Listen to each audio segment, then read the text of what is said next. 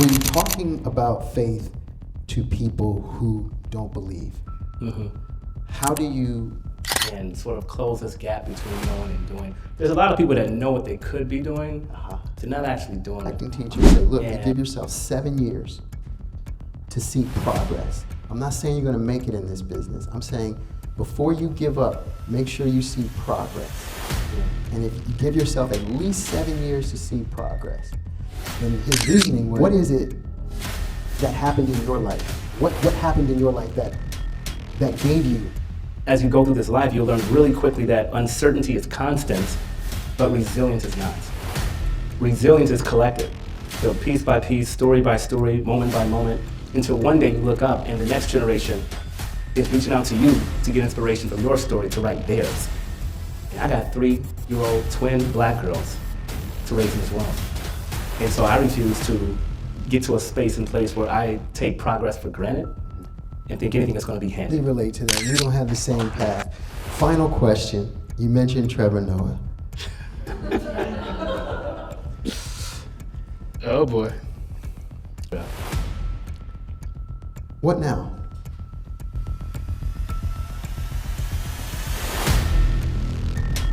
Please join me in welcoming Michael Ealy and Michael Leach.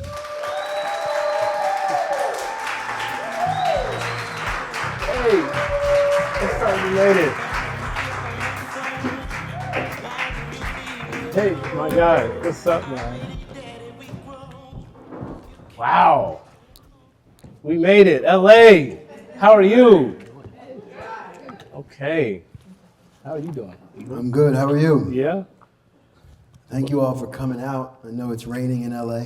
That is a tell-all sign that you don't go outside. How you feel? Good? Yeah.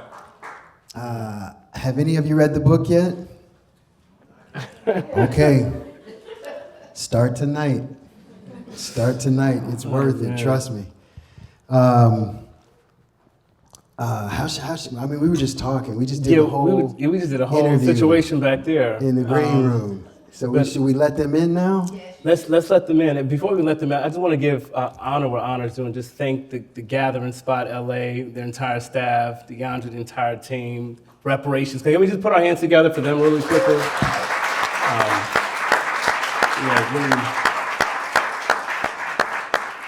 Really grateful for you all. So thank you all for being here and for doing this. Shall we begin? I think so. Here we go. So, clearly Don Lemon wasn't available. So, naturally, Michael chose the next best thing. I need y'all to pray for me tonight. This is not how I do it, but it should be fun.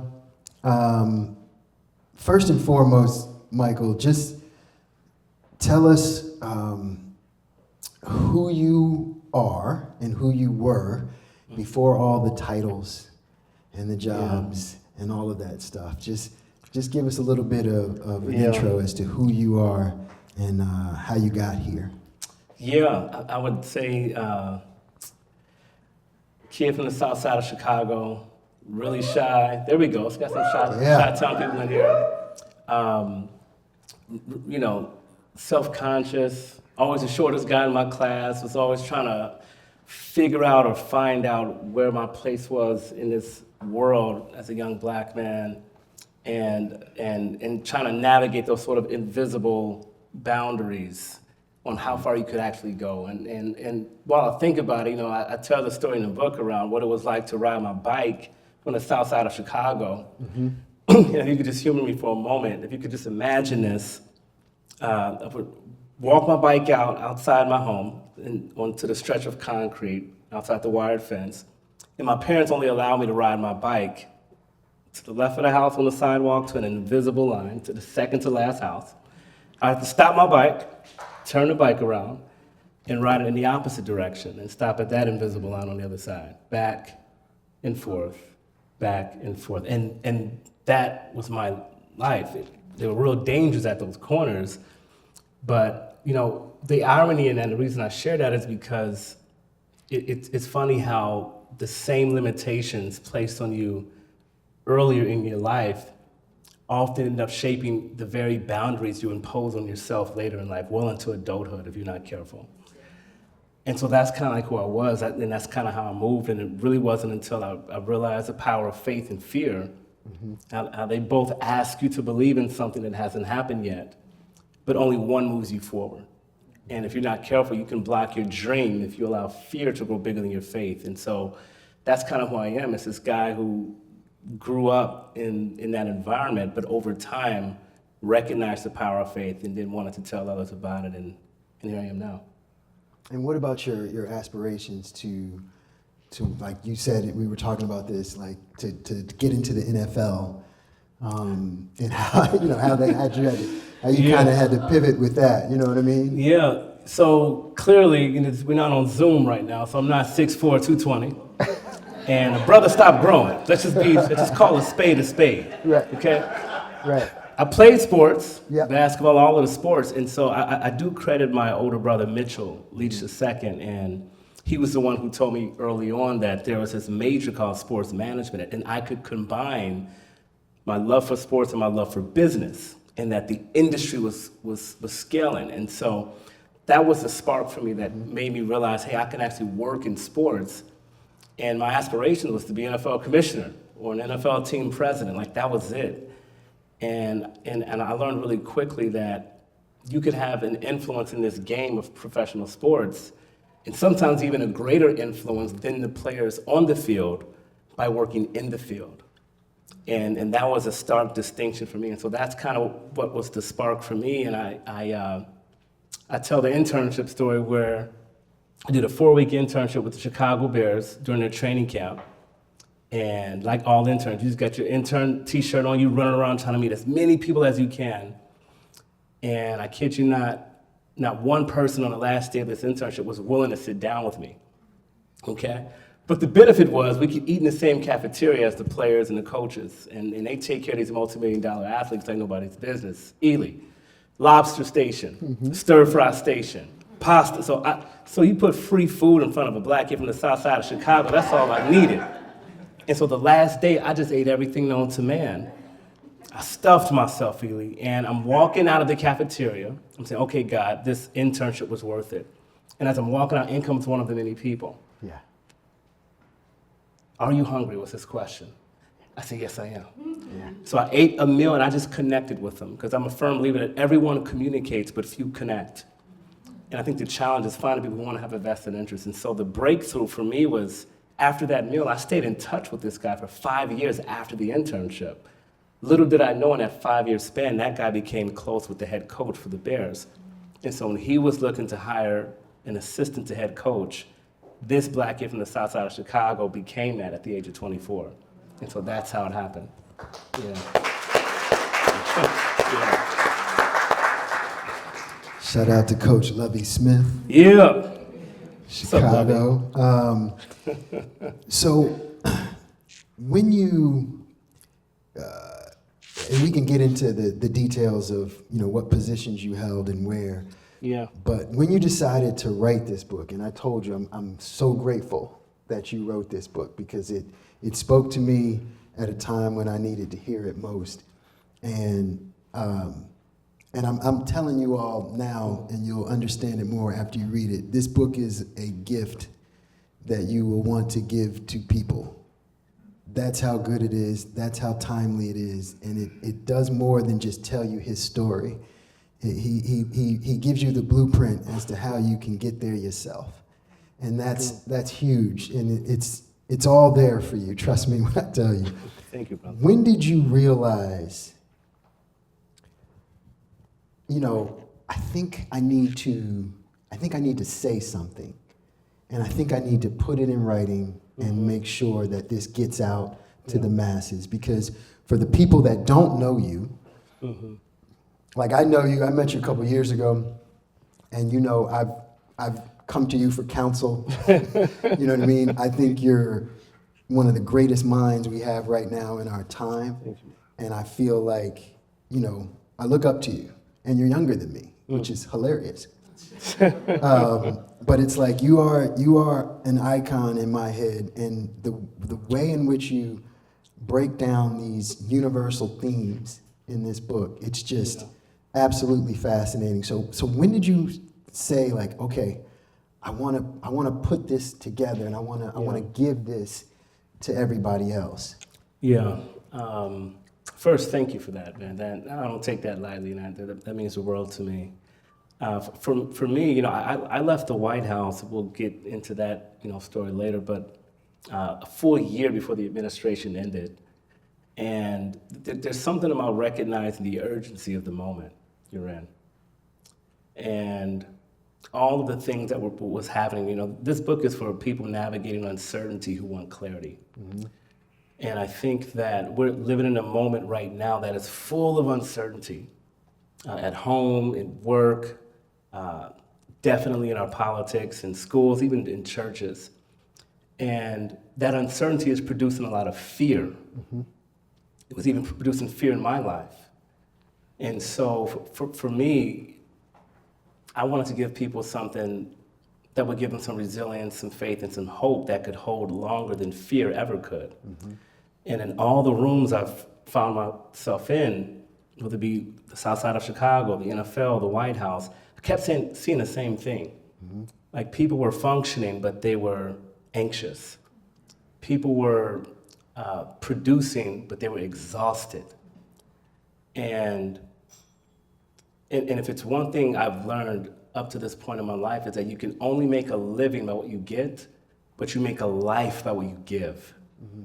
And I'm not promised tomorrow, and I've lost some loved ones over this past year, and I'm willing to bet if I was to ask you all to raise hands, some of you all will raise your hands as well. It was recognizing the urgency of the moment. And so that's when I knew, when I left and I saw how this rapid pace of uncertainty was growing. Mm-hmm. I couldn't wait. I couldn't take a beat, and wait 5, 6, 7, 10 years to put something out and give somebody something, when it kept coming up in all the conversations that was happening. And I get a lot of folks that reach out to me, young folks, famous, quote unquote name, and I kept hearing the same thing. And so that was why, and that was when. Okay. Yeah. So, welcome. What up? There are, so you get this internship with the NFL, mm-hmm. and then you go from being the assistant to the coach of your hometown Chicago Bears. Yep. Who finally had a good season this year. Yes, Congratulations. thank the Lord. Jesus. I know what that's like. I know what that's like. I know what that's like, trust me. We trying, yeah. Yeah, I know. He's a Commanders fan, by the way. Yeah, so it's tough out here. But then let's just talk about it, and that way we can get into the themes and stuff. Yeah. But you go from being the assistant to the coach to now working in the human resources. Is that what it was? Yeah. HR? Yeah, labor relations. Labor relations. Mm-hmm. Yep. Same thing. NFL HQ. Yeah. You're good. It does. I mean, technically, it is. I mean, in a corporate setting, they refer to it as labor relations. People who put out fires when employees or colleagues can't get along, essentially. Yeah. But in the context of the NFL, it's essentially the multi-bargaining unit arm of the NFL, and all that means is just a fancy way of saying we represented the billionaire owners across the 32 NFL clubs and teams on all matters related to the collective bargaining agreement. Okay. And so if you think about your traditional corporation and union, I was on the sort of corporate side, but we liaise with the NFL Players Association, the union side. And so all the player contracts, the salary cap across the 32 teams, we sort of made sure that got enforced. And it was eye-opening for me because, again, my dreams and aspirations grew because when I was at the Bears, it was great being a right hand to a head coach, but it had its limitations. And I'm like, this is cool being a right hand to a leader, but I kind of want to be a leader for all 32. Why just one? And getting there taught me really quickly that the best leaders that I've been around, man, whether it be head coaches, presidents, prime ministers, is that they understand you have to listen and learn before you can truly lead. Mm-hmm. And I saw that a lot of people that they tried to do it the opposite way. The folks that got fired really quickly. They try to lead first to make a good first impression. Over time, they learn the way they're leading isn't working. And then they try to start listening when it's too late. And you've already lost the relational trust you needed to effectuate the change they brought you in to make in the first place. And so being at the league office was eye-opening for me, and just understanding the business, but then also understanding what leadership actually looked like up close. There's something incredible about getting into the behind the scenes of the business that you were, kind of infatuated with. Yeah. Because so many of us want to be in something that's, where we're seen. Yeah. Like you want to, if you're going to be in show business, you want to be in front of the camera. You don't want to be behind the camera. Yeah. If you want to be in sports, you want to be on the field or on the court or on, out there somewhere where you're seen. And, when you dealt with people who, like you, were behind the scenes, did they have the same passion for the sport that you did? And did they, or did you feel kind of like a unicorn? Were they more like from the business world? Because I know in my business, there's a lot of people who have never made a film and, came from totally different backgrounds, and yet they're gatekeepers. Yeah. So I don't know if you experienced something similar to that while being at the NFL. Yeah, for me, when I got to the league, I was the only black guy in my department. A lot of my colleagues had gone to Ivy League schools, and those sort of thoughts of inadequacy started to creep in. You heard of imposter syndrome and all of that stuff like that. And I had moments where it felt like, can I keep up? Just to be honest and to be vulnerable. But then at the same time, I knew had quit opened the door for me, right? In terms of God establishing my steps. And we were talking in the back about ambition and direction, and did people share the same passion? And there were some people that they're in for a hot minute and then they leave. And I think I describe ambition as just energy, and direction is really alignment. And so we were talking about this metaphor that I put in the book around climbing the ladder of success. And I'm not sure what industries are represented here right now, but I learned a long time ago, from John Maxwell, the author. He said, what good does it profit you to climb the ladder of success year after year, run after run, only to get to the top and realize the ladder is leaning against the wrong building? And the wrong building could be a career, it could be a relationship, it could be a city, it could be an identity. And so for me, I was, clear on who I identified with in terms of just walking through the door that God opened for me, but not necessarily being fixated to that idea if he was to switch up on me, which, as people will read in the book, he did a big switch up on me. Yeah. Yeah. Yeah. Yeah. Yeah. Yeah, it's all in there. Yeah. Going back to Mr. Maxwell's quote, Yeah. I remember that was a very poignant part of the book for me, because it reminded me of another South Side of Chicago native, Michelle Obama, who in her first book spoke about, how disciplined and focused she was on, pursuing law. And she did all the right steps and did everything. Yep. And at a certain point, after, I think she may have failed the bar the first time. I think she might have failed the bar the first time. And she was like, and then she passed it, and then she worked at a legal firm. And then, in dealing with the president, Barack at the time, she started reevaluating and started reshaping it and started thinking about it, and was like, there was a different way of looking at what she thought was the right. She'd taken all the right steps up that ladder. Yeah. And then at a certain point, I felt like what you said. It's like she recognized that her ladder was leaning against the wrong building and had to pivot. Yeah. When you were at the NFL, I know there was a moment when you realized that your purpose was not being fully realized there. Yeah. Let me give you guys some context. This was right around the Yeah. time of Kaepernick and George Floyd. Yeah. What happened? Where did you go? Mm-hmm. And what caused that? What was the real impetus for you? Because I read it, but I want them to, you know what I mean? Like I want them to. Don't give too much away. Gave Yeah, me the yeah. book now. No, I'm just playing. No, you bring up a great point because, like, I think that sometimes you can get so fixated on where you are now, you forget where God is calling you to next. And there's a lot of people who are holding on to some things for years that they were only meant to hold on to for a season.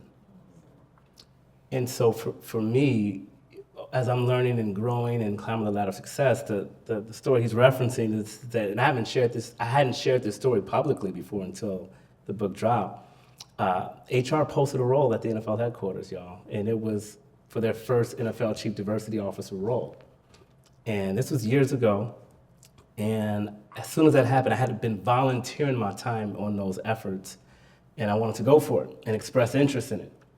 And so, even with the backdrop of all that was happening in terms of what Kaepernick was calling attention to and how he really sort of inspired me to consider what was my role in sort of helping close the gap between knowing and doing. And so I get to the meeting with this individual in HR to express interest. I've been volunteering my time, doing a lot of DEI work for the league. And after I say my spiel, he leans back in his chair, looks back at me, and he goes, "We appreciate all you've done for the league and DEI. And as soon as we hire somebody for the role, we'll certainly put you in touch with them so they can consider, supporting their team." I said, "As soon as they hire somebody, what?" That is in my business. That's called the record scratch moment. What'd you say? I said, "What you talking about with this?" You know what I mean? Yeah. And so, that rejection, as off-putting it as it was painful, man, because I'd given so much, up to that point. And when you think all of the steps you've been taking is leading you to something, or some role, or some position, or some relationship, or some whatever it is, and it doesn't happen for you, you can get bitter, and that's when fear creeps in. Mm-hmm. And one of the best ways to find yourself is to lose yourself in the service of others. And so I went back to work and I kept serving. But here's the kicker. Months go by. I'm getting ready to fly out for the NFL draft. My wife, Brittany, shout out to my lovely wife, Brittany, just amazing. Yeah, some brownie points right there now. Going on 14 years in April. Well done. Thank you, Well man. done. She served on Hillary Clinton's campaign during the 2016 cycle with her CFO at HQ. To make a long story short, one of her colleagues, fast forward after what happens in 2016, had called her and said, "Hey, do you want to come work on this campaign I'm about to start working on? It's for Joe Biden. I'm the next COO." She said, "No, I'm not doing that emotional roller coaster again. We lost to Trump, and I'm doing it." And so she said, "No." He said, "Well, I have this other role as a chief people officer, head of, do you know anyone?" She asked me, did I know anyone? And again, I was telling Ealy in the back, if it wasn't in sports, I was ignoring it. And sometimes, again, you will block your dream if you let fear grow bigger than your faith. And so God was like, learn about the scope. Maybe he can plug somebody for the role. So I take the call, get on the call, I learn about the scope. I'm thinking about who I can plug. And he stops me. This is why I'm still at the NFL. He says, "Well, I'm glad you're wanting to plug someone, but I've been following you on social media with your wife and your ability to connect with people. This could be a good thing for us. I envision you for the role. What do you think?" Never worked a day in politics, never worked in government. And in that moment, he said 3 words, "This is it." And anytime you hear those 3 words, "this is it," you have 2 choices. You can either step forward in faith into the unknown and trust that he knows what he's doing, or you can shrink back in fear into what you think is safety. Mm-hmm. I chose faith. Mm-hmm. And so me saying yes to that in that moment, with them not even knowing that I was not even considered for the role, fast forward through the seasons that we'll chat about, I ended up becoming the first ever chief diversity officer, not for the NFL, but for the White House. Yeah. And so,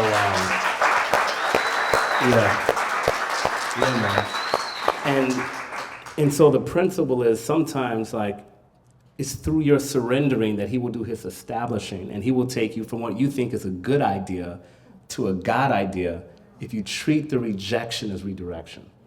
Yeah. Yeah. Cold, isn't it? the book is filled with it. I'm telling you, my God, I'm telling you. Oh, man. Okay.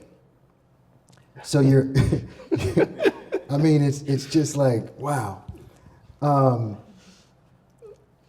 like a human level, Yeah. you brought up, like, leadership is a big theme in this book.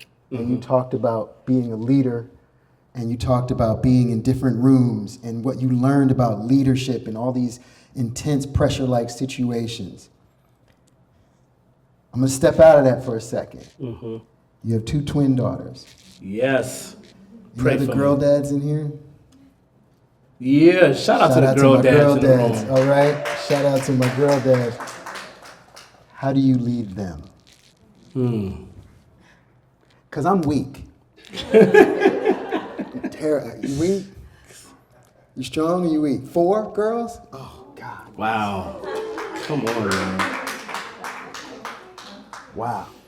So how do you, just, Yeah. like, we can talk about the accolades and everything, but, your humanity is here, and Yeah. you know how I feel about you, so it's like, Yeah. and I can always ask Brittany the truth. So you got to tell me, you got to tell us exactly how do you lead with your daughters? Yeah. I lead by following God, right? You can be, honestly, no, this is real. Like, I'm not trying to sound cliche, but it's really hard to be a good leader if you're not a great follower. And it shows up in your leadership. It shows up in how you parent. It shows up and I tell the story in the book, I feel like I'm on Oprah Super Soul Sunday now, about bringing them into the world, and we went through a process of wanting to have children. And we had been married for 10 years before, they came along, and when you read in the book, because it touches on so much, including parenthood, how traumatic that moment was for us. It was our daughter Nia had what's called a prolapse cord during her birth, and it happens in maybe 2% of births or something crazy like that, and could have been fatal. Mm-hmm. And I'll let you read the details in the story, but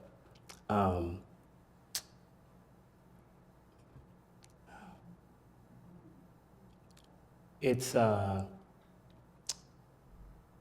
I lead by following, because sometimes the only way he can show you he's in control is to put you in situations you can't control.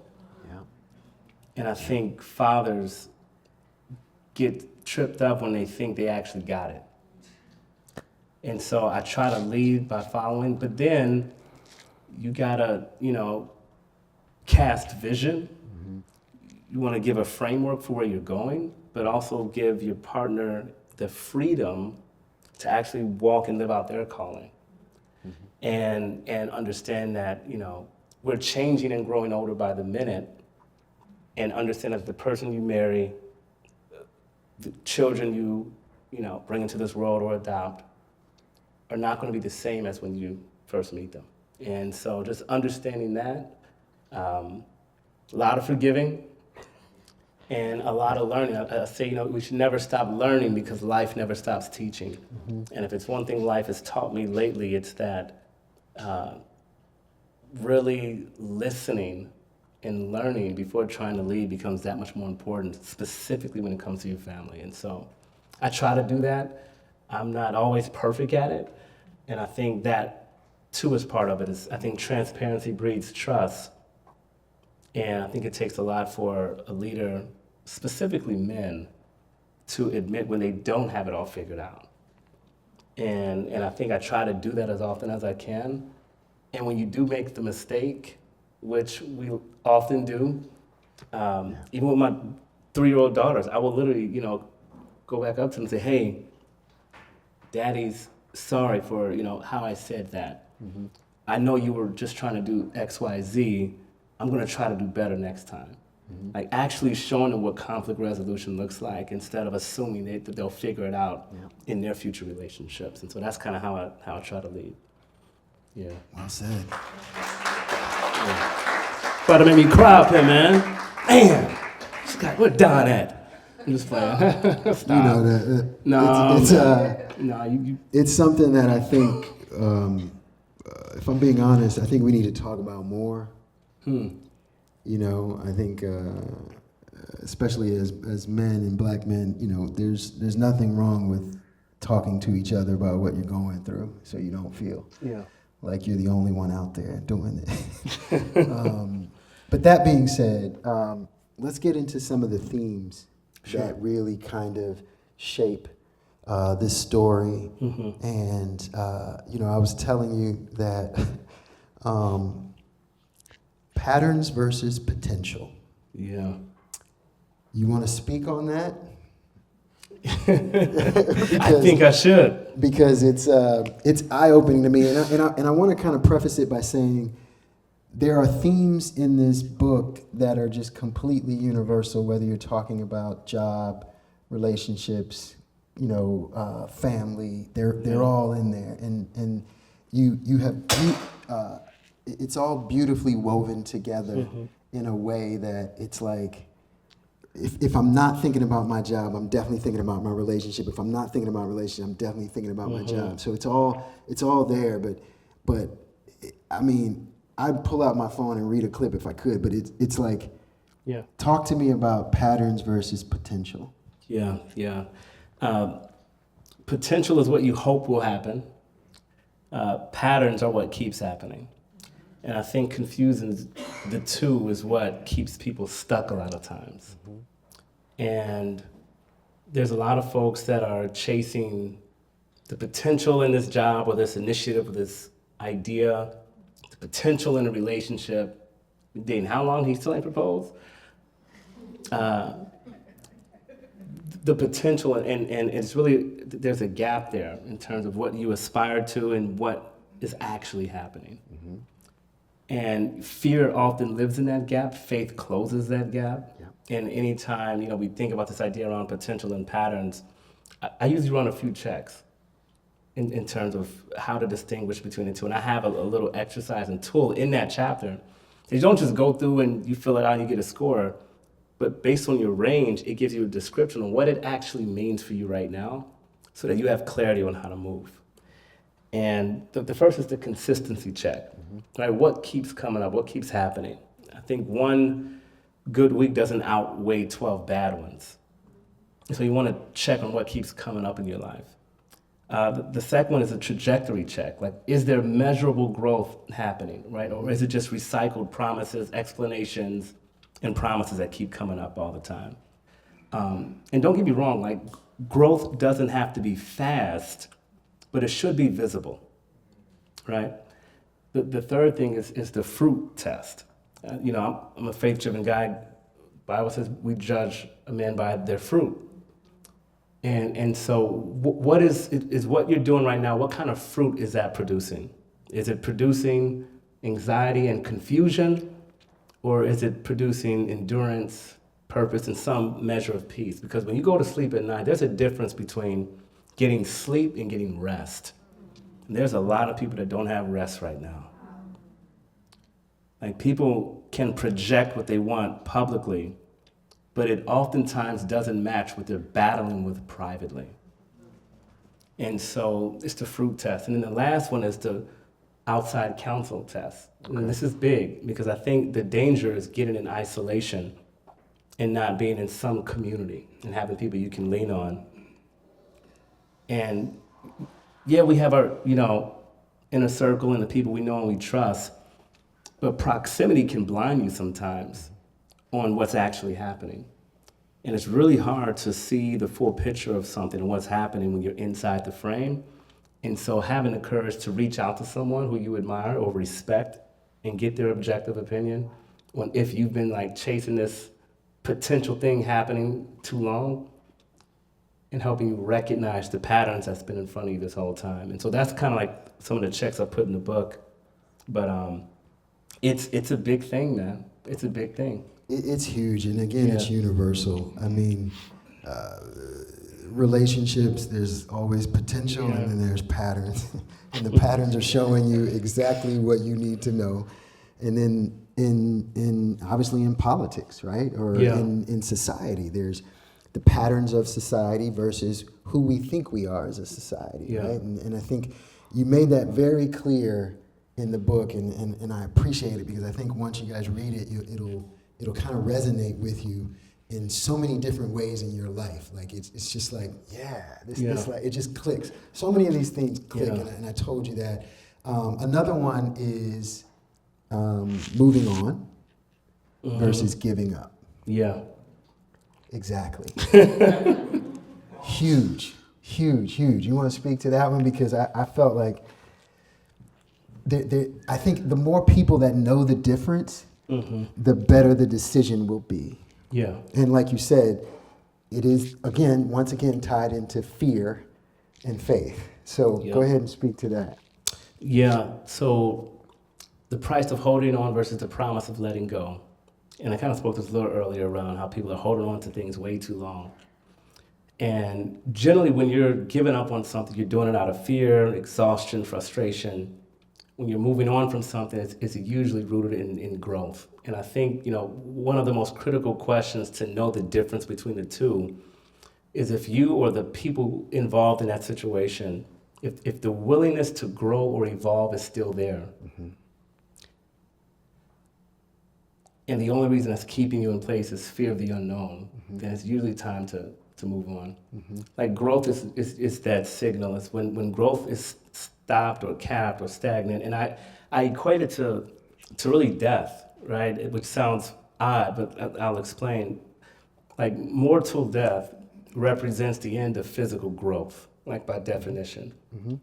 And I think just like our natural bodies have an end point, so do other areas of our lives. And it's in that way, death can teach us more about life than life itself ever can. And what that means is that it's a signal that when something or some area in your life stops growing, something else must come to an end. And so, for me, that distinction in knowing when to let go and when to move on is what is keeping most people, most communities, and yes, even most countries back. Because we can go down the rabbit hole of folks who are holding on to power a little bit too long, right? The Electoral College. Folks well into their 60s, 70s, and sometimes 80s, and not really giving thought of creating space. And the thing is to understand, moving on doesn't mean you're giving up on something. It's creating space for the new thing. That's really all it is. And so that idea is mapped out in this really, really helpful exercise and tool in the book where you can go through and give a quick response on these one little sentence prompts. What you got? To your point, just real quick. Yeah. When you say sometimes when you're moving on, it's not necessarily about giving up. It's about creating more space. Yeah. Why do you think we can only recognize that typically in hindsight? Yeah. Rather than, especially, one could say for you, like I could ask you, Michael, every step you have made in your life has been guided by God. Why would you ever fear your next step? Yeah. Yeah. Because do you understand what I mean? Yeah, I do. Yeah. And I guess it just makes sense, right? It's, it's like, no, I feel I guess it's like, at what point does that fear really subside and the faith just becomes the full-on driving test? Yeah. Or is that just, is that something that's just more, it's just not realistic, really? Because there's so much for us to fear in life. Yeah. I think that's the nature of faith, right? Like it's like faith says I have to first release what's in my hand in order for God to release what's in his. And I think that it's really hard to, because if you look back in your own life right now, like you have these seasons and these transitions, and it's really hard to, you know, receive something new because we're all looking for the next thing. But it's really hard to receive something when your hands are holding on to something, like physically. And so I think that's this dichotomy that we are living in right now, in recognizing that because we are literally changing by the second, growing older, moments are going to come. 'Cause whatever you're not changing, you're choosing, essentially. Whatever mindset you're not changing, you're choosing. Whatever habit you're not changing, you're choosing. Whatever policy we're not changing, we're choosing. But when you change the way you look at things, the things you look at will change. And so if you're naturally, innately a changing being, and you're going to have these seasons and these ebbs and flows that are going to be changing, why would you not release it? And there's no way for you to know until you do release it. And I think that's why you have to learn it in hindsight, in that life is understood retroactively looking back. But that's the nature of it. And that's sort of this tension that we live in. From the moment I met you, you were a man of faith. Where does that come from? Starts with my parents, Mitchell and Maria Leach. Shout out to them if they're watching right now. Yeah, it starts with them, and I've experienced it up close, man. I think, you know, a lot of folks that they try to, growing up, you know, went to a Baptist church in Chicago growing up, and, you know, it's thrusting on you in that thing for 3 hours. People catching the Holy Ghost, and it's like, man, there's another 30 minutes that went by. I'm in there trying to pop sweet tarts and Starburst. I'm just trying to pass the time. Yeah. But they kept us in that environment, and I think there's something to be said about proximity that influenced your perspective. Okay. And so for me, they kept us in close proximity to faith. Yeah. And I think as a result, over time, my perspective got more cemented in it. Okay. Yeah. Okay.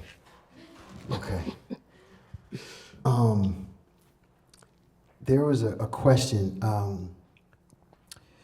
Speaking of faith, when talking about faith to people who don't believe, how do you get them to understand the concept of faith, the belief, everything? Yeah. How do you get them to understand it without using, you know, your church background and language and everything else? Like, how do you really get people to understand and get faith to really resonate? Like this idea of faith over fear. How would you get them to? How to get that to resonate without using, you know, something that they don't believe in? Yeah, that's a great question. And even when I meet someone, I have a 4-step process I use when I connect with people. It's just, I learned it years ago, and I think I even used it on you when we first met. I think that's why we're friends right now. Undoubtedly. But it centers around the art of connecting with people. And again, everyone communicates, but few connect. And so I'll share, if it's one of the most valuable things, this is probably, could be one of them. The first step is just find out what they value. And you can only do that by being a good listener while you're with them. The second step, when you're with them, this can be about anything, music, food, travel. The second thing is find out why they value those things. You can only do that by asking good questions. You will learn more about a person by the questions you ask, more so than the answers you give. And then the third step, Ealy, is sharing your own values that are similar to theirs. That's what establishes common ground, irrespective of faith and background. Again, food, music, whatever. And then the fourth and final step, when you leave that interaction with them, you build the relationship on the common values. That works with CEOs, chairmen, prime ministers. You will be amazed at the doors that will open to them actually listening with the intent to understand, not reply. When you do that 4-step process, what they value, why they value those things, share your own that are similar to theirs, build the relation. That building could look like you send an email. Hey, celebrate a milestone. I saw you achieve this thing, celebrate their milestone. Say happy birthday to them. Like just, and so you want to build something on the commonalities. And that process has opened up the door for me to talk to folks who may not believe the same way. And it's why some people on my cell phone right now, like I can text and they actually respond. And this ranges from, you know, a host of people, like folks like Michael Ealy, to, you know, Trevor Noah of the world, to Dave Chappelle, all of these guys that, you know, I've been in the room with before, and I just took the time to actually be present. Yeah. And, but that's how I do it. You talk a little bit about the connections that you made in the book. What and I'll come back to that in a second, but what would you say was the most glaring difference between the NFL and the White House in terms of whether it be labor relations or DEI? Yeah. And what do you want to say, especially in this climate right now, about DEI? You know what I mean? When it is being eviscerated. Yeah, let's talk about it.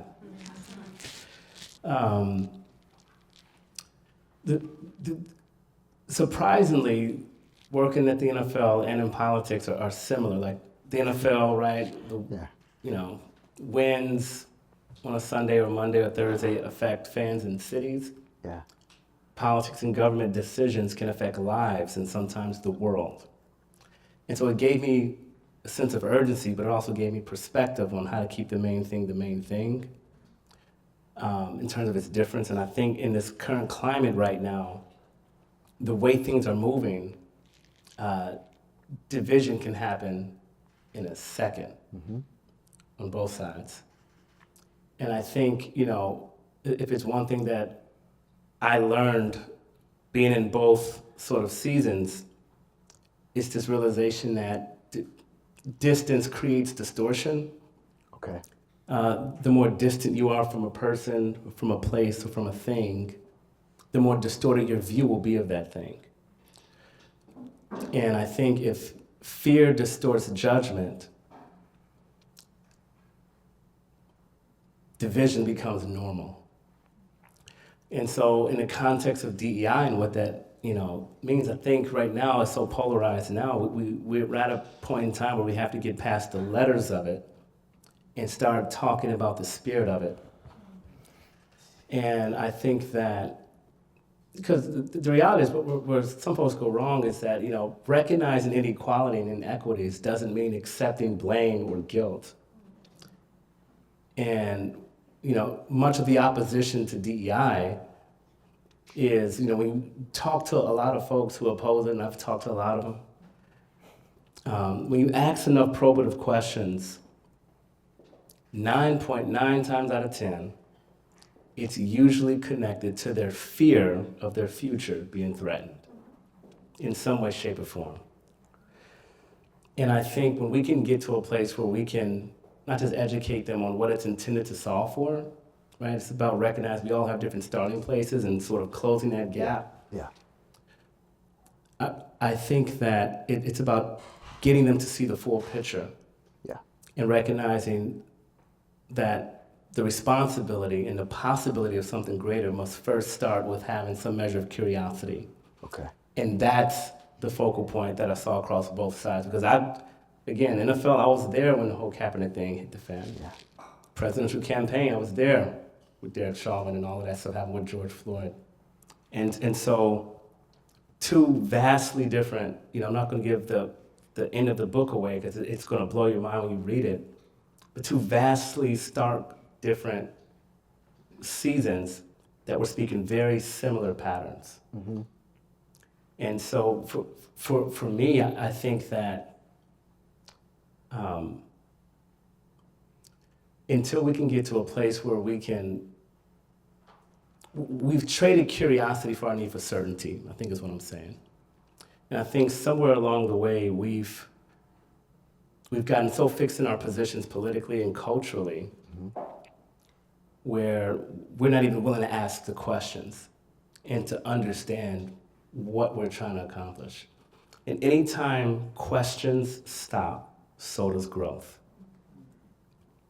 And I think curiosity is a powerful way of bringing down walls and barriers for a lot of the opposition and the division we're seeing right now. Because curiosity requires humility. It says, there's something I don't know that I need to discover. That's literally the root word of question is quest. And so I think that if we can get to a place of more deliberate curiosity and get away from this need for certainty, we can start to see the humanity in what and where we're trying to go. And I'll close with this, not to be long-winded. This is why storytelling is so important, because it connects us in ways that nothing else can. In moments of division, in moments of pain, in moments of confusion, it is the telling of our stories that allows us to see one another. And we stop seeing one another. And, not as abstract ideas or, ideas, but as real humans with real struggles, real fears, and real hopes. And I think that's in many ways what, went wrong with, some of the politics that has happened over the past couple of years is poor storytelling or lack thereof. And so, that's what I have to say about it. I got about 2 more questions, and we're going to open it up to the audience here. The first being,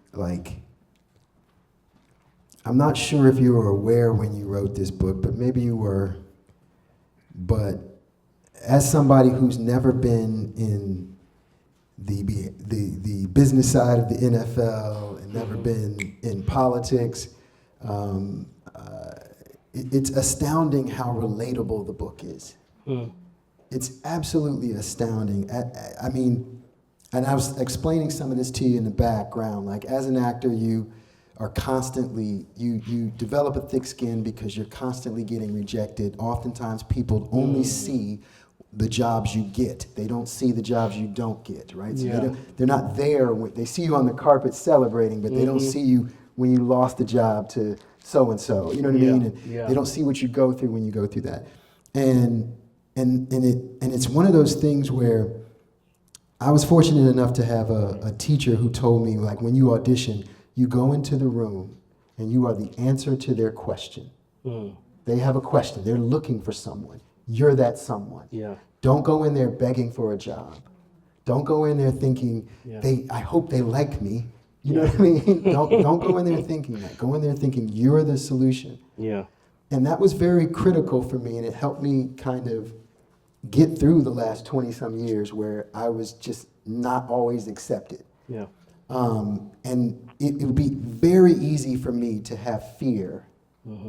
It's always been easy for me to have fear. Like that question I asked you earlier about, your steps have been ordered by God. Why would you fear it the next time? I fully understand because I do the same thing. But it's amazing to me how interconnected we are. And I think you do a great job in this book of kind of capturing just how interconnected we are. Like, again, having never been in the NFL, never been in the White House, I can relate to every single thing you're going through. Because it's just this concept of fear, the idea of faith, choosing faith over fear. Like, I didn't have anybody in my family that was an actor. So moving to New York and saying, I'm going to follow my dream was faith. Right? And when you talk about seeing, like giving up versus moving on, I had a teacher, my first acting teacher, say, look, you give yourself 7 years to see progress. I'm not saying you're going to make it in this business. I'm saying before you give up, make sure you see progress. And if you give yourself at least 7 years to see progress. And his reasoning was Shakespeare took 7 years to get published. And so if it took Shakespeare 7 years to get published, you can give yourself 7 years to see progress as an actor in New York City. I saw progress within 3. I knew I wasn't giving up. You know what I mean? I just knew I had to develop a thick skin and just push through. what is it that happened in your life? What happened in your life that gave you the ability to have the faith to conquer the fear? Like, what is it that really, was there a turning point? Was there a point in your life where it just clicked for you? Man, that's a great question, man. I know, I apologize it took so long to ask it. Like I said, Don Lemon was not available. Oh, we got to co-author a book now, man.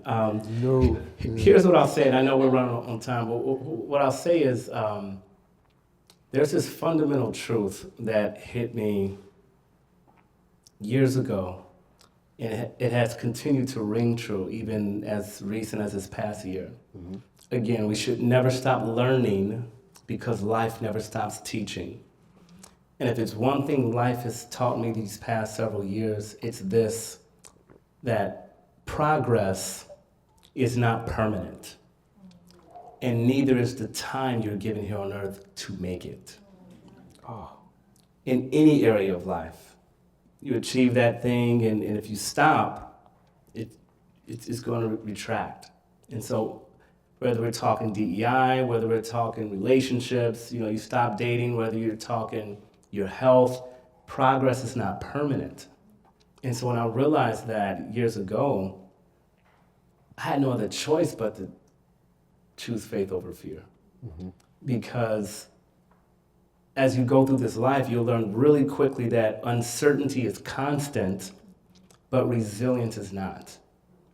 Resilience is collected, built piece by piece, story by story, moment by moment, until one day you look up and the next generation is reaching out to you to get inspiration from your story to write theirs. And I got 3-year-old twin black girls to raise in this world. And so I refuse to get to a space and place where I take progress for granted and think anything is going to be handed.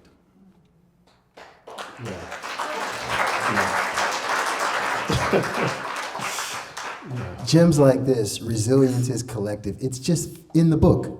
It's all throughout the book. It's insane. And again, I can relate to that, and we don't have the same path. Yeah, man. I can completely relate to that, and we don't have the same path. Final question. You mentioned Trevor Noah. Oh, boy. Trevor has a great podcast called What Now? Mm-hmm. And he's a great guy. Shout out to Trevor, for real. Let's go, Trev. What now? What a great way to ask that question. Wow.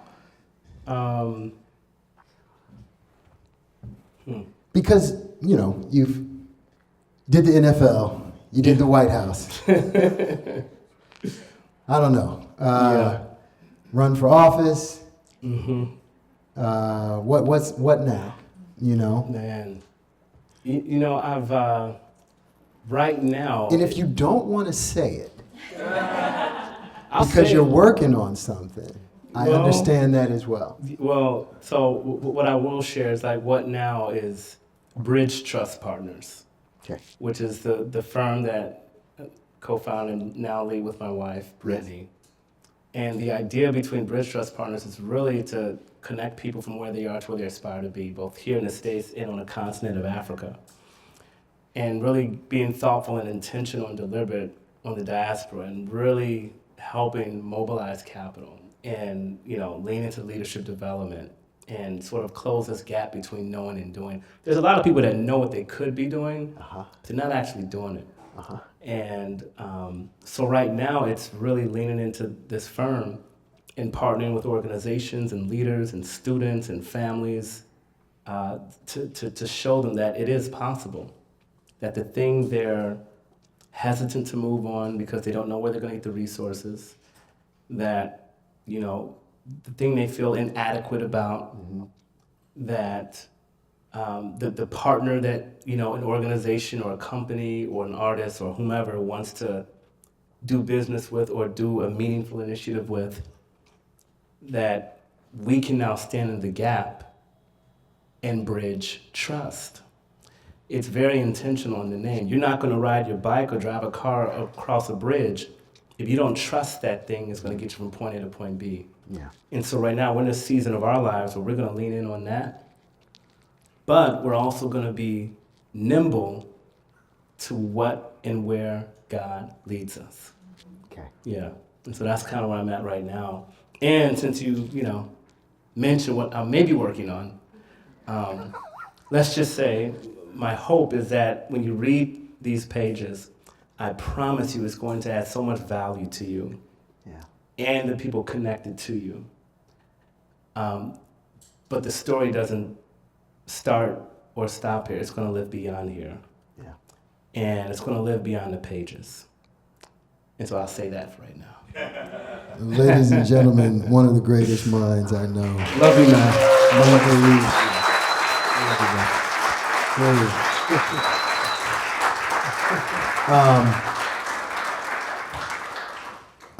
We're going to open it up to questions from the audience.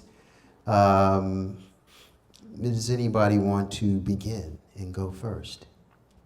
Yes. Okay, sorry, he's standing up. Oh, no. Sorry. Hey, What is my a big God. shout out, inspirational, exciting. Can you talk us through the story writing process, or even just the book writing process, and how you were able to get these insights, and what made you want to share everything? Yeah, thank you so much. That's my guy right there. The process was, it was grueling, man. It was, and Brittany will tell you, I'm talking 7 hours a day, right? And really, really just being all in it and really creating the space to get it right. And so for me, it's literally just getting something on the page. And then it's also understanding not just what you want to say, but why you want to say it. And doing a lot of listening and observing. And so for me, of all the conversations I kept having, the process was, I kid you not, I'll have a conversation and there's one connective tissue around someone that's not sure if they're like living in their purpose or living out their preference, which are two different things. And so the process for me was 7 hours a day. I think I needed 55,000 plus words in order to deliver the manuscript. And so it was a process, but what I will say is that I was very much values aligned with the publisher I went with, which is Harper One, an imprint of HarperCollins, who did Viola Davis's book, Cicely Tyson's book, Paulo Coelho, The Alchemist. I can go on and on about the books they've done. And shout out to Angela Guzman, who's the senior editor who I collaborated with on this one. It was, the process looked like spending, I don't know how many hours I can equate it to, but we're talking like hundreds, if not thousands of hours. And I never forget this, I don't know if I shared this publicly, but shout out to my wife and the fam. When I had to go on my writer's retreat, I got their blessing. The weather was horrible. You want to go away and finish writing your book. I said, hey, babe, can I go on a little writer's retreat real quick? I see a lot of authors doing it. And so, okay, so where are you thinking about going? We live in D.C. Yeah. The closest spot is the Caribbean or Jamaica. But it was hurricane season, y'all. The weather was horrible. So I literally flew to Cabo. And I was at an all-inclusive resort, and I finished it there. And then it was just a process of copy editing and all of the stuff. And so all that to say, I think the process was really just carving out the time, doing a lot of listening and observing, but then being humble enough to change something you think should stay in it. Yeah, so that helps. Hi, my name is Alyssa. I actually have two questions, one for you and one for you, if that's okay. Yeah. I learned a lot about you tonight, so it's been really interesting. Thank you for being so open. Thank you. I'm curious to know if you could share some prayers that you prayed along the way through your journey, or maybe some prayers that you even pray now, like the big scary prayers, or just maybe some ones that you pray every night, something like that. Yeah, great question. Oh man, I feel like I'm in TD Jakes church now. Get ready, get ready, get ready, get ready. Toure, he don't live too far from here. And Sarah Jakes, shout out to them. Toure, I should say. It's almost like that contentment prayer, right? In terms of like really understanding the things I can and can't control. I think a lot of times, leaders, parents, organizations, they get tripped up when they start expending too much energy and time on things they can't control. And they miss out doing the things they can. So a big prayer for me is to like, how can I actually let go of the things I can't control? Y'all, it was a torrential downpour tonight. I didn't know who was gonna show up. And so I say that just humbly, how grateful I am to see each and every one of your faces, and I don't take it for granted. I don't think this is a coincidence. I do think it's God's providence, and I really believe that many of you, if not all of you, are about to step into a season of significance and significant fruit that's going to change not just your life, but your family's life if you pay attention. And so that's the prayer I've been praying. It's like, what can I control? What can I control? And look at this room right now. Like, a first-time author, and yes, I get all the titles and all of the stuff, but I'm a kid from the black kid from the south side of Chicago who just had faith to believe. And so that's been my prayer a lot lately. It's like, what can I control and what can't I control? And show me the difference. Yeah. Thank you. Good question, yeah. And then for you, you mentioned rejection, and just like what I know about you, as you know, respectfully, I'll say this, you're like a huge heartthrob in the black community, in every community, and Respectfully. respectfully, I'm not, very, very respectfully. Married man now. And I would just say, I promise you, I'll make sure. My question is, like, I'm not in your industry, right? So I'm just thinking if Michael Ealy walks in, like, yes, like, automatically, do you still deal with rejection? And has that process of rejection changed at all for you since, like, now that you have, more success and more accolades? Does it feel different for you, or like, how do you deal with that? Good question. I'm gonna try and keep it short. Yes, look, it helps that I have people that come up and tell me, I love your work. I wish we did that for teachers. Yeah. And I say that because it never hurts to feel like what you're doing is actually working for people. It's sinking in. It helps you keep going forward. If you were to just do things and then you never knew if anybody liked it or not, it's hard to keep going. You almost don't have any direction as to where to go next.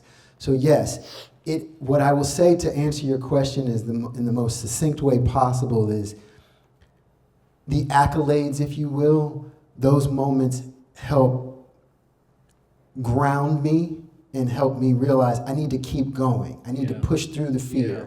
I need to engage in faith over fear, because in a lot of ways, that's the only way I'm going to be I'll be able to keep doing what is impacting others. And that's the most important thing, I think. Yeah, that's Thank you. good. Thank you Mike. both. That's good. Yeah.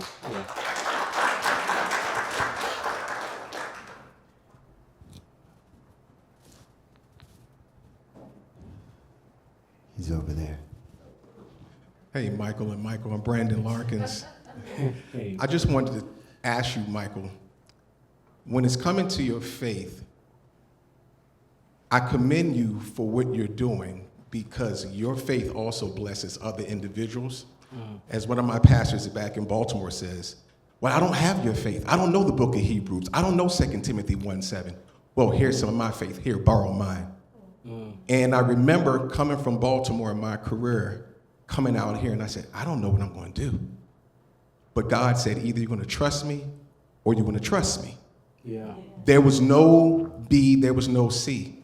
And now that I see as a producer, filmmaker, how I've blessed other individuals through certain shows that I'm on, certain shows that I've created, and this is not to name drop, but Jasmine Guy, I cast her in the show that I produced. Amazing. She did 6 seasons on NBC's A Different World, #1 on the call sheet. She never once got an Emmy nomination, which is just totally disrespectful. I cast her in the independent series, and she got her first Emmy nomination, and she won her first Emmy in January 2024. Wow, come on. But I say this to say, had I not stepped out on faith and left my hometown of Baltimore, I would have never been in the position to put her in her position right now. So I commend you for what you're doing. I commend you for keep going. You know, as the Bible says, faith is the assurance of all things, substance of all things. Yeah, you got it. Hope for, and certain what we do not see. Yeah. So you're inspiring. You're inspiring because somebody is out there waiting to be inspired and motivated by you because of your faith. So thank you for that, though, brother. And shout out to your lovely wife, Courtney, as well. Yeah, love you, man. Love you. That means the world to me.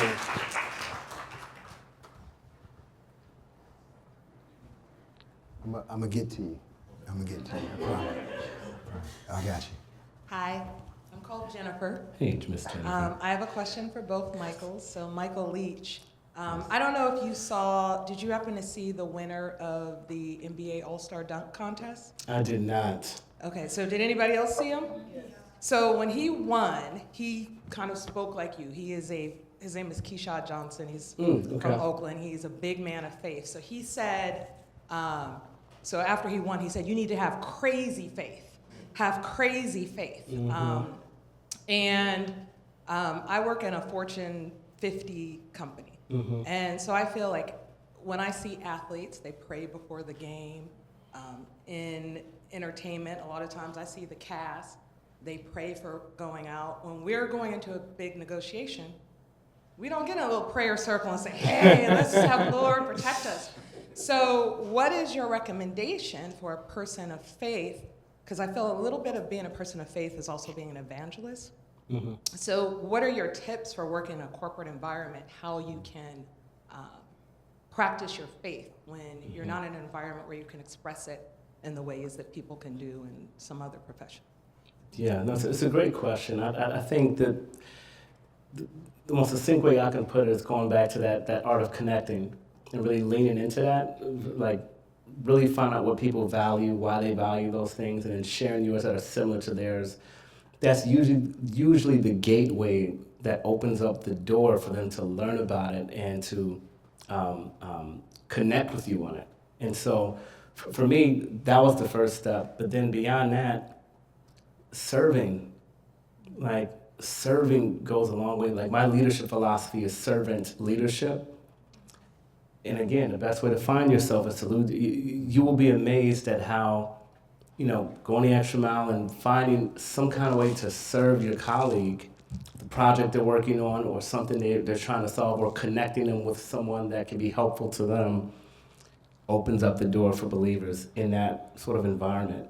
A lot of people, they overvalue work ethic and they undervalue with simply connecting with people. People don't care how much you know until they know how much you care. And so I would start with that, connecting and then finding some kind of way to serve. Thank you. Yeah, What high school did you go to? Rich South High School. Go start. Oh, wow. What's up, Rich South? Man. I don't know you live out here. Former classmate is here. But Rich South High real School. quick for Mr. Ealy, my second question. So it seems like you very much connected with the book and faith, and not to get into all your business, but do you have an example you can share when some of the principles in this book or something you relied on that got you over something? Easy. What he just said about giving of yourself to find yourself, right? This book helped me find myself. It's that simple. I had to, he asked me to do this. I said, send me the book. I read the book, and in reading the book, I was like, you know what I mean? And I think that is, again, as somebody in my business, it's easy to be so self-centered and so caught up in your own thing, and that's by design. I'm gonna put it out there right now. That's by design. And so when you step outside of yourself, like, I called him before I went on the campaign in 24. And when I got on the campaign, I'm not thinking of myself as that person who is in that movie or whatever, but that's not what I'm there for. I'm there because I believe in my community and I want to see them flourish. And you have to sometimes lose yourself in order to find yourself. And I was able to lose myself in this book, and like I said earlier, connect with him on so many different levels, having not ever been in corporate America or, worked a 9 to 5 or anything like that. And that is powerful to me, that, a book like this can touch someone who's never done anything that he's done. Never even thought about it, to be honest with you. Like, that is very powerful, in my opinion. And so, yeah, I hope that answers your question. And I believe you are. It does. Yeah. Don Lemon will be proud. Don Lemon. We've decided to take Michael and Michael on the road. Yeah. We were talking about that. We're going to do the contract. Yeah. Mike and Mike in the morning. Mike and Mike in the morning. We'll figure it out. We're going to take over the Breakfast Club. Yeah. Yeah. Man. Go ahead, brother. Go ahead. Okay, first of all, thank you so much for writing the book. Thank you for this conversation, brothers. I just want to say thank you in the sense that I believe that God is not just speaking to us generally. I believe that God is speaking through you specifically. And I feel like God said some things to me tonight about urgency. So I want to say thank you for that. Wow. I haven't read your book yet, but I just downloaded it. And we feel led. We're going to buy 50 books and give them away. Wow. And so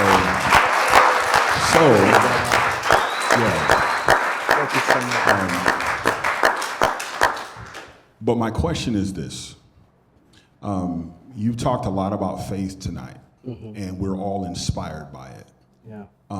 Is there an instance where you had to overcome fear, that the principles that you're talking about, that are sharing, that are strengthening us, and we're thankful for it?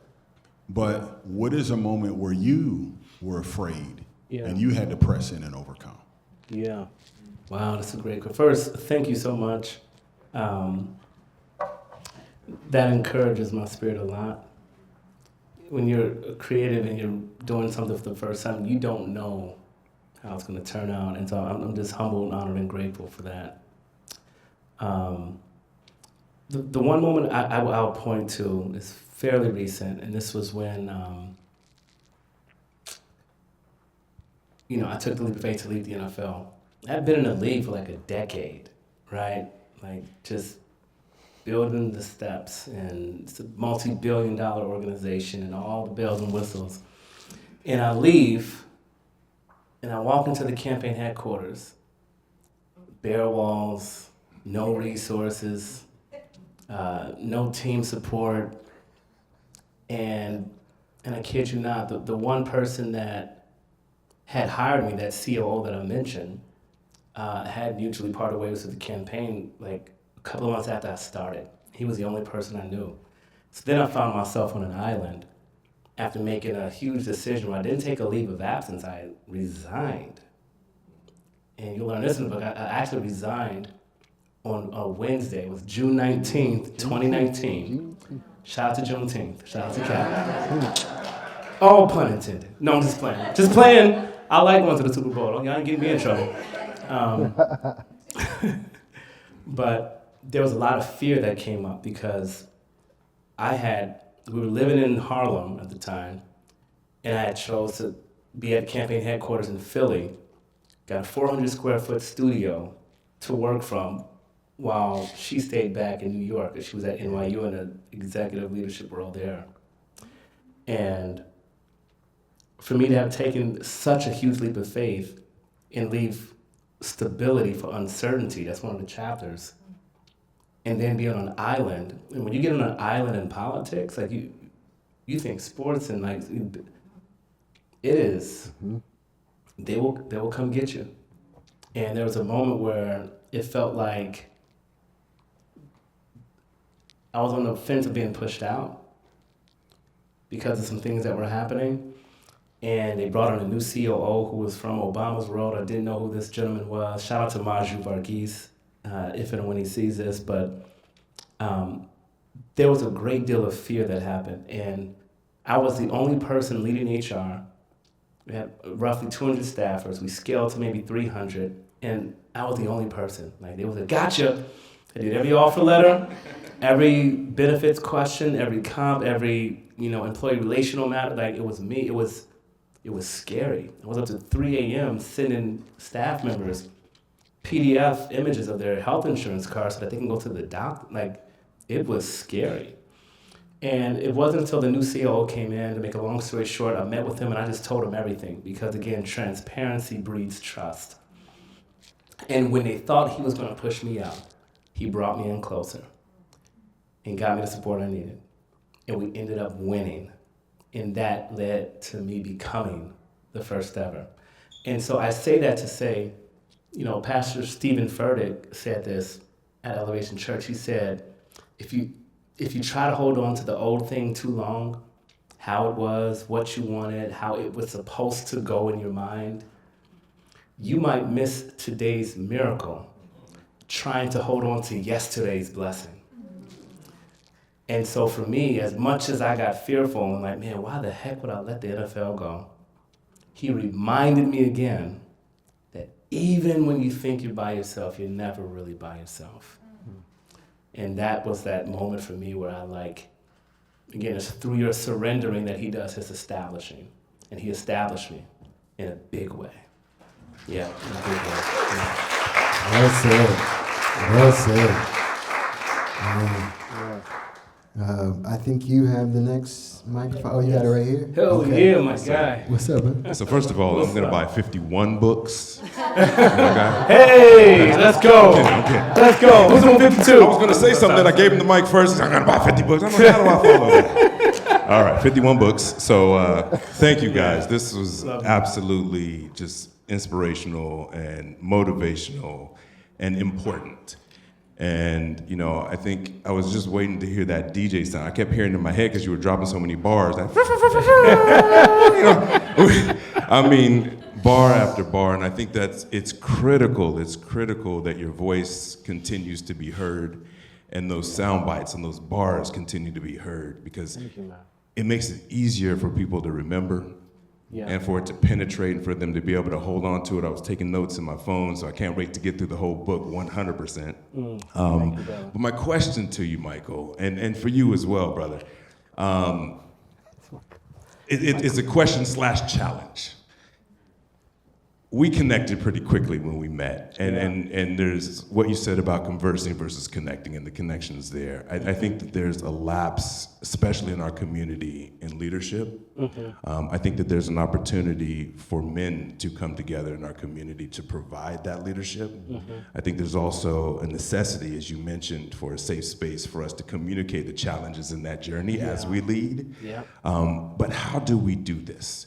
How do we, even a group of 5 to 10, how do we start that process with the right people, with the common value of faith, but with the wisdom and the leadership and the articulation of what we need to do moving forward, with these sound bites that people can grab onto quickly, hold on to, and put into action items right away? I know it's a big question, but I want to put it out there because I think this is the time, this is the space. We are the people to figure this out. You are. So I'm gonna put the mic down and let you guys give the next steps. Thank you. So I think real quick, a lot of men's hesitancy comes from like the fear of being seen. And I think that, you know, that this fear of being, you know, completely transparent. Anytime fear shows up, you try to run a few checks. Like, the first thing is like, what is this fear trying to protect? Right? Your sense of security. You know, the second thing is, what am I trying to control that I don't actually have? Asking these questions, I guess, is my answer. Timing, outcomes, how someone else perceives you. And then the third question is, what would love do next? Or what would obedience do next? And I think if you were to ask those questions in terms of how we do it, really asking yourself, why are you fearful of doing it in the first place? Asking those 3 questions. And not just understanding it, right? But moving on it. Because I think understanding may change minds, but action changes lives. And if you're really about action and changing your trajectory and your community's trajectory, which is connected to our country's trajectory, then you're going to have to get over the fear and go first in your vulnerability. And I think that's what it boils down to. I agree. Let's do one more question so Yeah. Michael can sign some books. Yeah. Think of Hey, Hey. She got the mic. I got the mic. First of all, I just feel very blessed to be here. I feel God called me to be here. I'll be very transparent. I found this event on Instagram.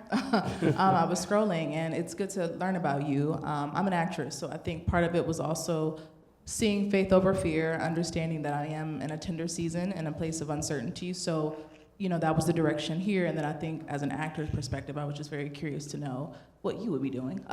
So I was like, hey, let me come here.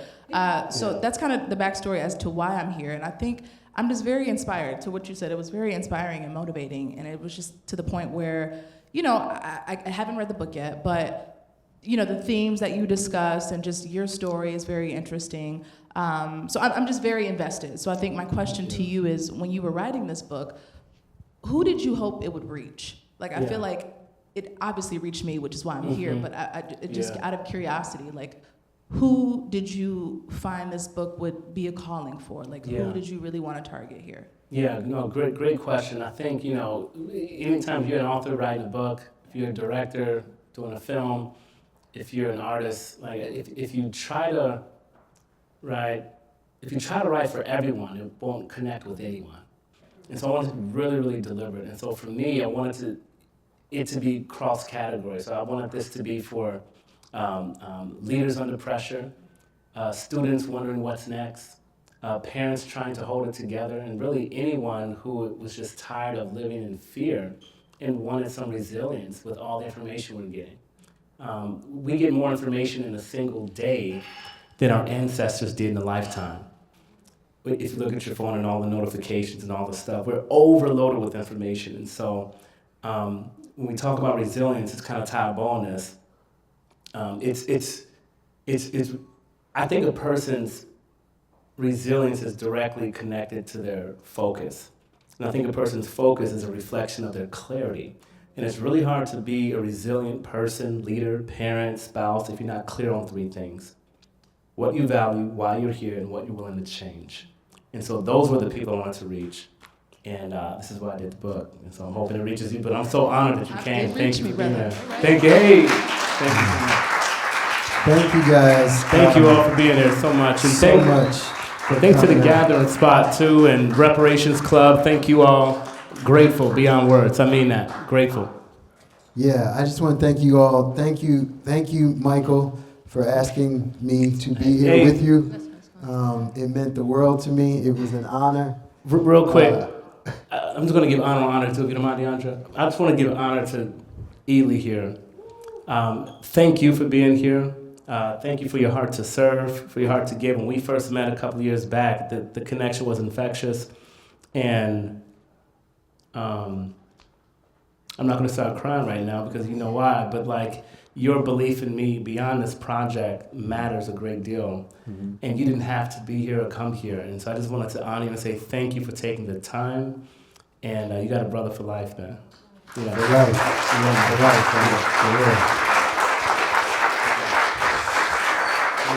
So the next step is we'll take a quick photo. Okay, I got you. Yeah.